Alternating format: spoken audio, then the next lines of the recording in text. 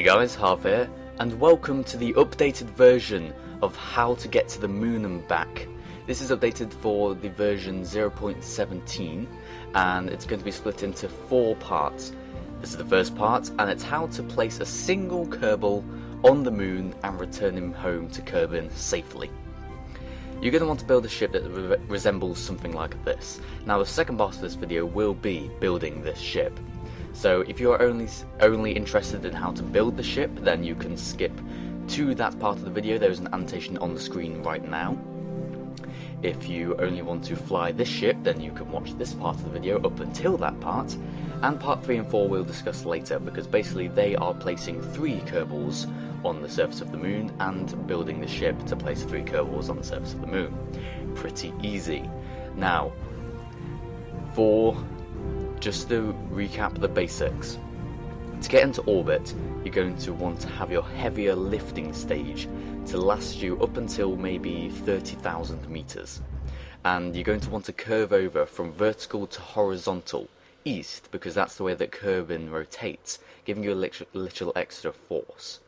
Now you're going to want to keep thrusting upwards and gently curving over horizontal, as you just saw, until your apoapse is over 100,000 meters.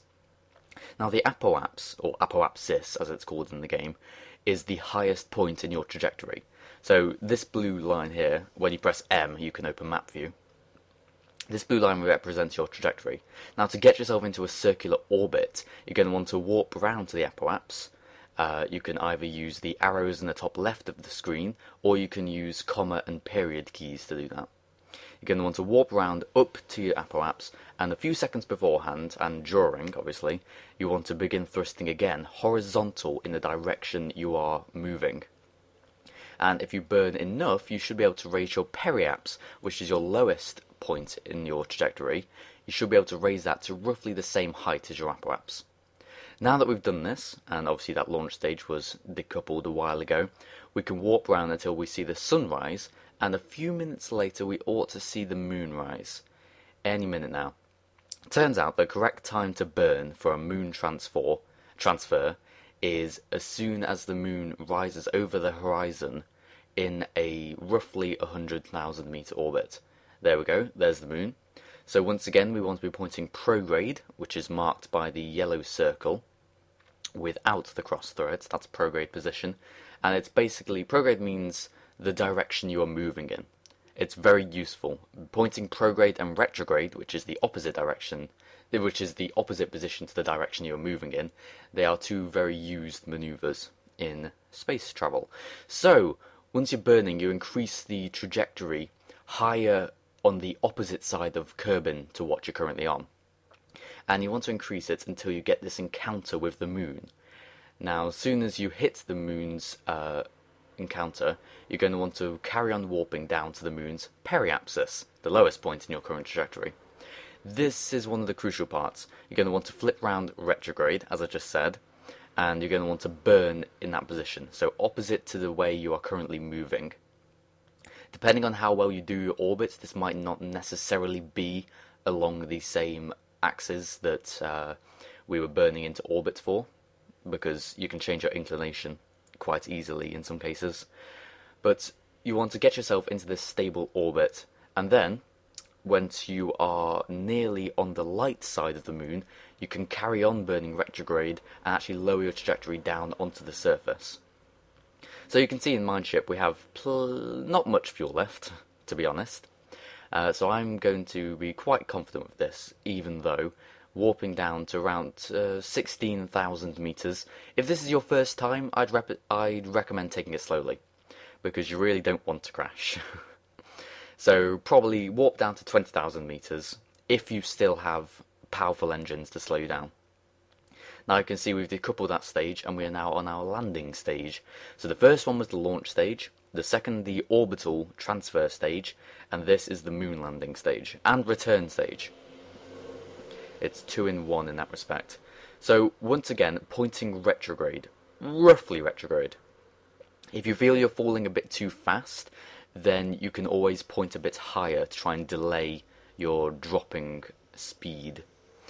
But yeah, taking it down slowly. If you're under 3,000 meters, you really want to be under 50 meters per second, because you can't really tell where the ground is unless you are inside an IVA view.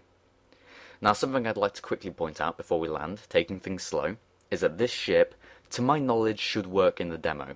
So for all of you who are in the demo still and have yet to buy this incredible game, then you should be able to use this ship to get to the moon. Coming in slow, ideally you want to touch the ground at around 0.5 meters per second, but it doesn't really matter. These landing legs are fairly sturdy. They're not as sturdy as the bigger landing legs, which we shall use in the parts 3 and 4 of this video, but they are fairly sturdy. You know, they're better than landing on the engine, which is what we used to do. But anyway, we can EVA, if that is a part of your game's feature. You can EVA, look around this barren landscape and see absolutely nothing. We might as well go back to the ship and go home. So climbing up the ladder, getting into the command module, retracting those ladders, and we're ready to go. So how do we get home? Now, in this circumstance, we are actually almost in the right position, which is that you want to get yourself into an orbit. If you haven't done this before, just get yourself into an orbit, which is fairly easy. It's just the same way we did it on Kerbin, only smaller scale. You're going up and then you're going over. Get your apoapsis up to maybe 50,000 meters, warp up to the apoapsis, and then increase your periapsis to around 50,000 meters. The thing is, your whole aim will be to have Kerbin above you and be able to burn in that direction that you're traveling, pointing towards 90 degrees. And what happens is that you end up increasing your orbit back along the moon's retrograde position, which means you're defying the moon's orbit and actually slowing yourself down. You can see we've just left the moon's sphere of influence and we're now falling back to Kerbin because we burnt enough to decrease our periapsis down into the atmosphere of Kerbin. Pretty simple stuff. This video is actually sped up to 2 times speed, so I hope you're following, put it that way. But anyway, if you are deep enough into the atmosphere, you should be able to slow down to a halt. So we can just decouple that landing and return stage, and that's it, you know? We're home. Don't want to open the parachute up just yet. I wouldn't recommend being in cinematic mode if this is your first time, as I've said beforehand, because, well, the thing is, G-forces aren't implemented to hurt your passengers yet. I mean, if you get a correct trajectory, then you shouldn't have too high G-forces. See, that dial on the right next to the nav ball shows you your G-force. But the reason you don't want to open your parachute, which is what I was going to say in the first place, is that you're travelling so fast right now that it could just yank itself off, and you'd be left spiralling, tumbling down. Under 300 meters per second is when you want to open your parachute, because 350 meters per second is the speed of sound, and I don't think these are capable of opening at the speed of sound, so yeah. Anyway, that's it. The parachute is open, and once again, we don't know where the land is. The parachute should automatically open at 500 meters above the surface, as we fall down and watch the trees appear out of nowhere. And there, it just opened. So it opened at 600 meters, which tells us that the ground is around 100 meters away. So basically, that is how to land on the moon and return from the moon back to Kerbin safely in the Kerbal Space Program, and it should work for the demo and for the most recent version. And that, ladies and gentlemen, is the end of part 1. Now we shall go on to... Yes. So, you're going to want to get your standard command module, place your standard parachute on top of it, and a decoupler underneath that. Advanced SAS module comes next to help you with stability, then a fuel tank and an LV909 orbiting engine, really weak and efficient. 4 landing legs, 2 ladders, and you want to put a decoupler underneath that engine. Eventually, Harvey, eventually. A decoupler and a tricoupler, which basically lets you put stacks of 3 together, with 2 fuel tanks and a vectoring engine each. Vectoring engines are basically standard engines, but they have better fuel consumption than their non-vectoring partners. They do, however, put out less thrust. To put aerospikes on, you're going to want to take a fuel tank away, add the aerospike to it, and place it back on as a whole stack. Because for some reason aerospikes don't like being put onto ships, they rebel. And they decide, no, we hate you. In a similar way, this maneuver might not work, putting these tanks onto the side. By the way, to copy parts, you're going to want to hold Alt, drag at the root of the stack that you want to copy, and you should be able to pull it away as a copy. And place it back on where you want. So, having done that, we can add our fins onto the side, and now we shall add our launch stability enhancers, which if you haven't got in the demo, then you should be able to just balance on your engines pretty fine. They do actually have an impact tolerance of 20 aerospike engines, so that's pretty significant. But anyway, we can put struts on it, and that's basically it. Very simple. I quite like this ship. I'm going to call it the Mun Lander, because that's what the tutorial's called. Part 3, putting 3 Kerbals on the moon, because one just really wasn't enough. This is a significantly different ship, and if you're on the demo, then there's no real point watching this unless you want just knowledge, so that when you do buy the game, which you will, when you do buy the game, you are capable of getting to the moon and back pretty easily. So, this ship is made up of 4 lifting engines for the first stage, which have 4 tanks each, 4 of these big, massive tanks. And this should basically get us up to a pretty high altitude. We're hoping.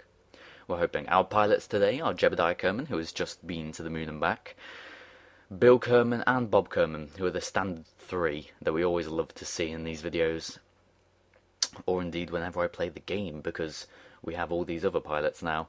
Anyway, back to the video. Curving over. My benchmark is to have it 45 degrees tilted over at around 500 meters per second, if you want to put it really simply.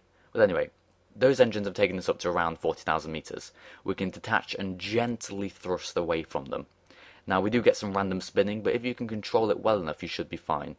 So, once again, pressing M to open up the map view, and we're burning along the direction we are moving, and we should increase our apoaps to just over 100,000 meters.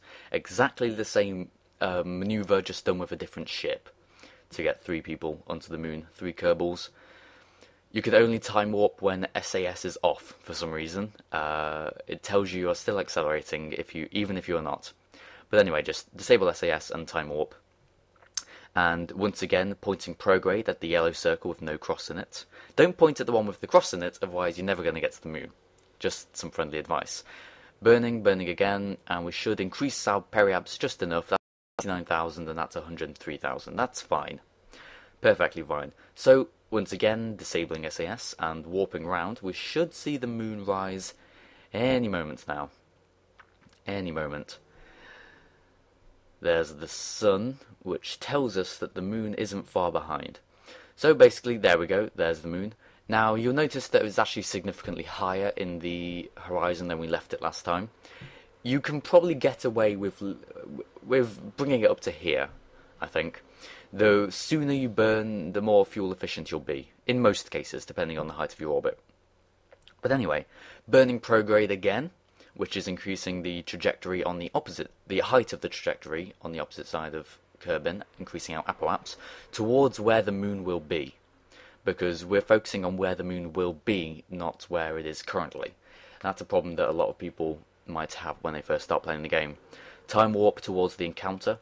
By the way, if you don't get that purple line, which I had a 3rd trajectory plotted there, then don't worry, that's just because I've gone in and edited the patched conics system of the game, which basically predicts more encounters ahead. But anyway, we've walked round to the apoaps, and we are now burning retrograde. This transfer engine doesn't last as long, it doesn't last as fuel as long, so we'll be landing with the lander, decreasing our orbit with the lander, landing with the lander, and then returning with the lander.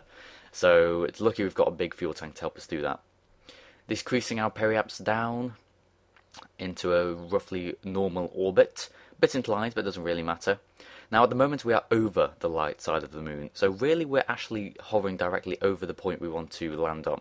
So we're going to warp round to about here, whilst we're still in darkness, and then once again burning retrograde to bring that trajectory down onto the surface of the moon. Pretty simple stuff.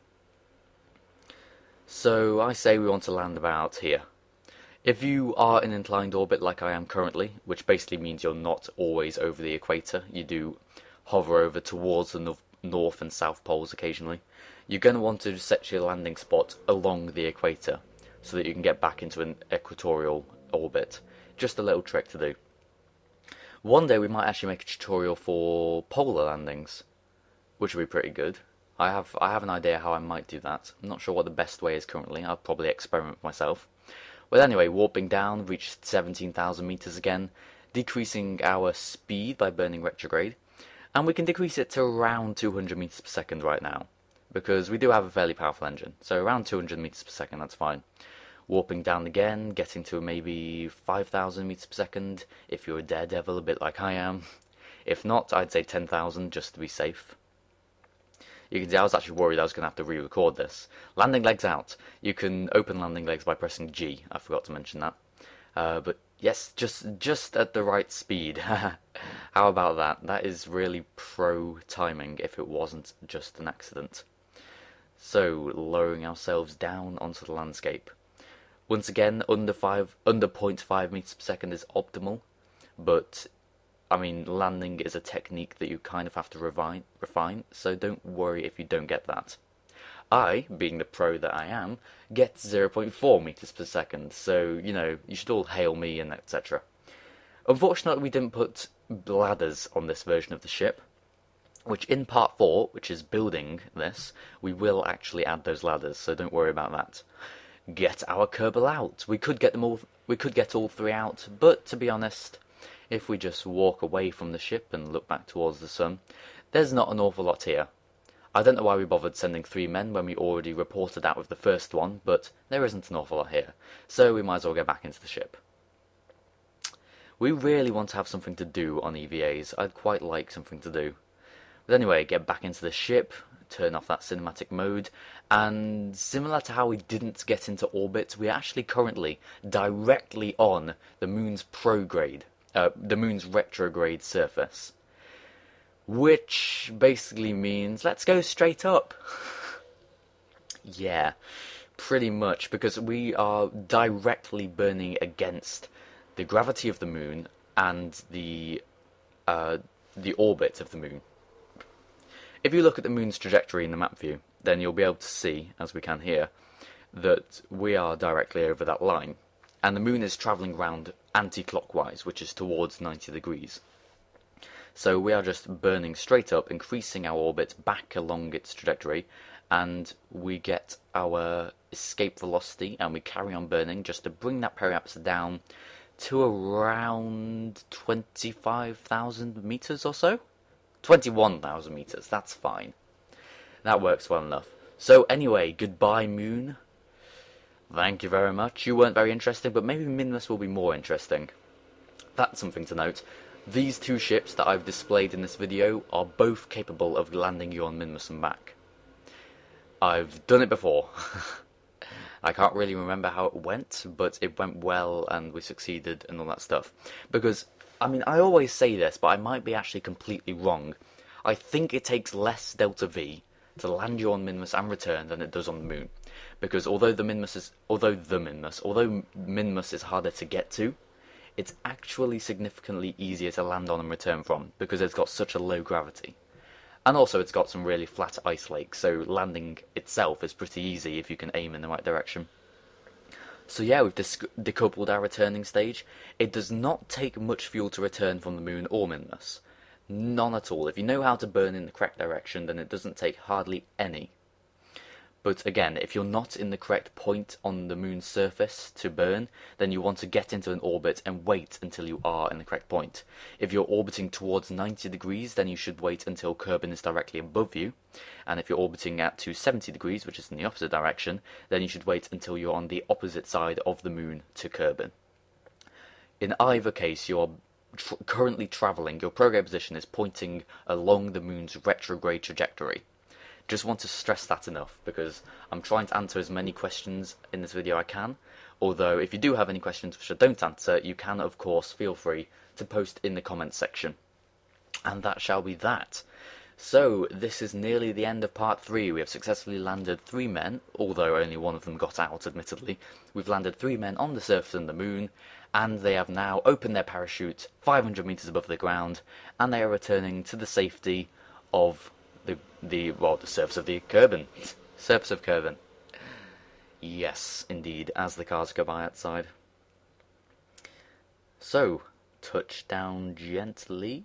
I wouldn't recommend warping whilst touching down. There's a little tip, otherwise you might explode, which is nice. Part 4. Building the ship that just put those 3 Kerbals on the moon. We're going to want our big command module. Just scroll up and hold it a little. Give us some room. Parachute, decoupler, except we're doing everything in the big version. So it's exactly the same, but we have the big SAS, we have the big fuel tank, and we have the big LV99 engine. Then we're going to change it up a little, have 2 big fuel tanks and a big heavy lifting engine. Once again, 4 landing legs. And this time we shall take our ladders, put 1 just there, put 1 just at the bottom, and there's a bit of a gap in the middle, so we can have the smaller one there. That should work fine.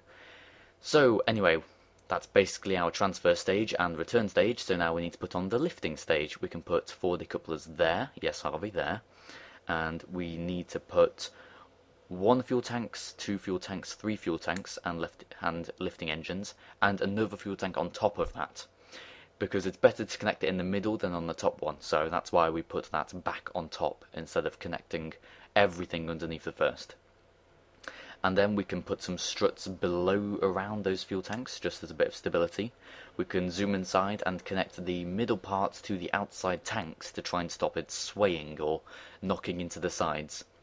And surprisingly enough, that's it. No need to change staging. That is actually everything fine. Moonlander Mark II. So, if you liked the video, please do like the video. Thank you very much for watching, and I'll see you all next time.